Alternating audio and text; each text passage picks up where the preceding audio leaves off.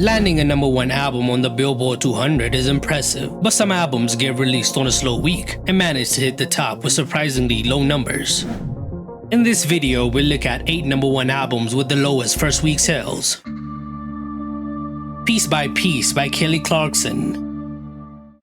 Released on March 3, 2015, Piece by Piece marked Kelly Clarkson's return after a 3-year hiatus as her third album, hitting #1 on the Billboard 200. It debuted with 97,000 album equivalent units sold in its first week, with 83,000 of those being pure album sales. While topping the chart is always impressive, those numbers were significantly lower compared to her previous albums. Stronger debuted on #2 with 163,000 copies in 2011, and All I Ever Wanted opened at #1 with 255,000 in 2009. At the time, Piece by Piece held the distinction of having one of the lowest first week sales for a #1 pop album. The album's lead single, Heartbeat Song, had modest success, peaking on #21 on the Billboard Hot 100, while the other singles struggled to gain major traction. Critically, the album received mixed reviews, as it lacked the pop-punk punch of her earlier work. It is a mix of mid-tempo ballads and soft electro-pop, and it didn't produce the same level of commercial success that fans were used to. In a shifting music landscape, it couldn't really make an impact on the charts. Interestingly, the album experienced a resurgence a year later after Kelly performed an emotional rendition of the title track on American Idol. The performance went viral and reignited interest in the album. The song Piece by Piece shot to #8 on the Billboard Hot 100, and the album jumped to #6 on the Billboard 200. It has now been certified gold in the US. Mañana Será Bonito by Karol G. In 2023, Colombian superstar Karol G made history with Mañana Será Bonito, which debuted on #1 on the Billboard 200 with 94,000 album equivalent units sold, with only 10,000 being pure album sales. Despite being one of the lowest totals for a #1 album in recent years, the release was groundbreaking. It became the first all-Spanish language album by a female artist to top the Billboard 200, cementing Karol G's place in global pop culture. The album's commercial strength came from streaming, with over 118 million on-demand audio streams in its debut week. The song Te Quiere Grande featuring Shakira became a major global hit, debuting in the top 10 of the Billboard Hot 100 and accumulating huge streams on Spotify. Is how it reflects the current state of music. Unlike traditional album rollouts, Karol G's success was more dependent on social media buzz, as she has an international fan base. Her tour in support of the album also broke records, becoming one of the top grossing Latin tours of 2023. While the 94,000 units might seem modest on paper, the cultural impact was huge. Wonder by Shawn Mendes. Shawn Mendes' fourth studio album, Wonder, debuted on #1 on the Billboard 200 in December 2020, with 89,000 album equivalent units sold in its first week, including just 54,000 in pure album sales. While this marked his fourth consecutive #1 album, it was also his weakest first week performance at the time. His self-titled third album debuted with 182,000 units back in 2018. One of the reasons for the big drop was that the album was released during the height of the pandemic. Despite a high-profile promotional rollout, including a Netflix documentary and a heavy push for the lead single Wonder, the album underperformed commercially. The singles didn't have the impact of his previous hits, and the second single, Monster, a collaboration with Justin Bieber, had massive potential, but ultimately fizzled out on the charts after peaking at #8. While Shawn still pulled off a #1 debut, the underwhelming first week numbers and the short-lived chart presence raised questions about his long-term momentum heading into the mid-2020s. His career hasn't really recovered since then. This Is What the Truth Feels Like by Gwen Stefani. Gwen Stefani's third studio album, This Is What the Truth Feels Like, debuted on #1 on the Billboard 200 in March 2016, with 84,000 album equivalent units sold, of which 76,000 were pure album sales. It was her first and only solo #1 debut, a milestone she hadn't even achieved with Love Angel Music Baby or The Sweet Escape.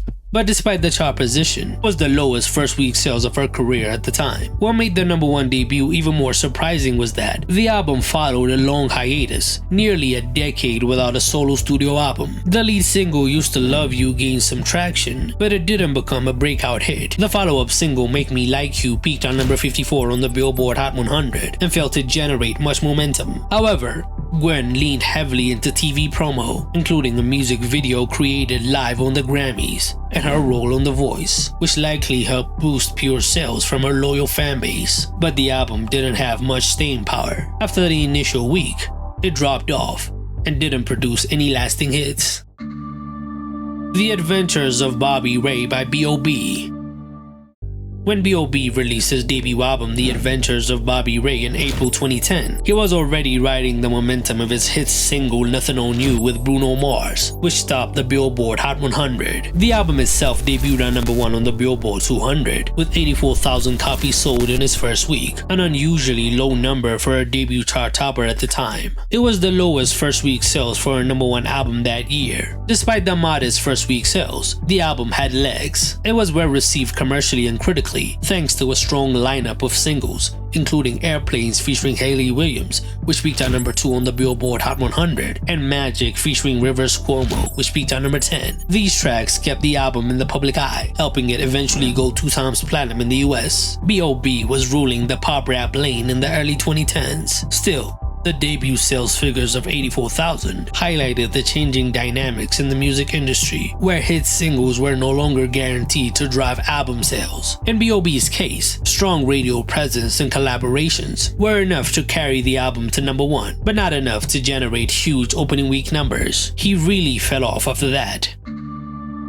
Confessions of a Dangerous Mind by Logic.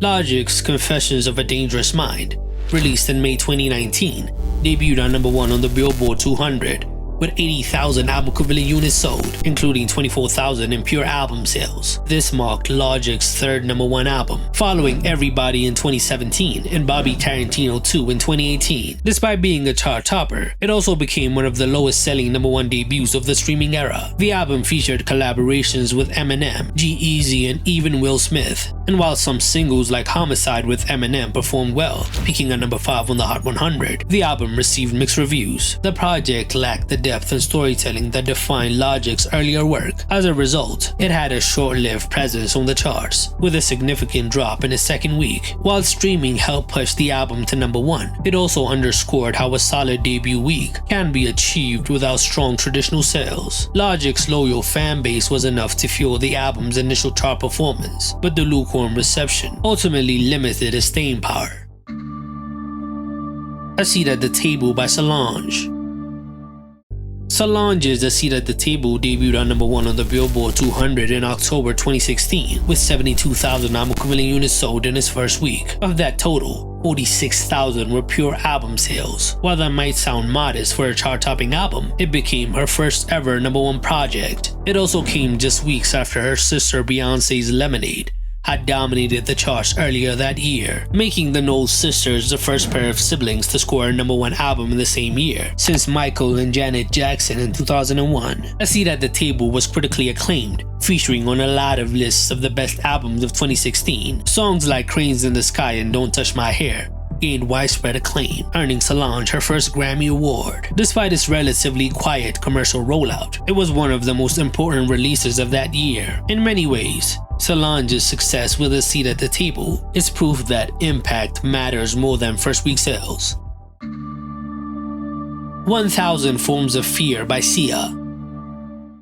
Sia's 1,000 Forms of Fear debuted at number 1 on the Billboard 200 in July 2014, with just 52,000 copies sold in its first week. This was a time when album sales were rapidly declining due to the rise of streaming services, and while the number might seem low, it was enough to outpace every other release that week. The album's success was fueled largely by the breakout hit Chandelier, which peaked at number 8 on the Billboard Hot 100, and became one of the biggest songs of that year. 1,000 Forms of Fear was not only a commercial breakthrough for Sia, but also a pivotal career moment. After years of writing for other stars, including Rihanna, Beyoncé, and Katy Perry, Sia stepped into the spotlight with a deliberately mysterious image. Despite the low sales, the album had real staying power. Chandelier went on to be nominated for 4 Grammy Awards, and the album was certified 2 times platinum by the RIAA. Sia's unique songwriting made her one of the most influential pop artists of the 2010s, and she did all that while selling just over 50,000 units in her first week. Which number 1 albums with low first week sales did I miss? Tell me in the comments below.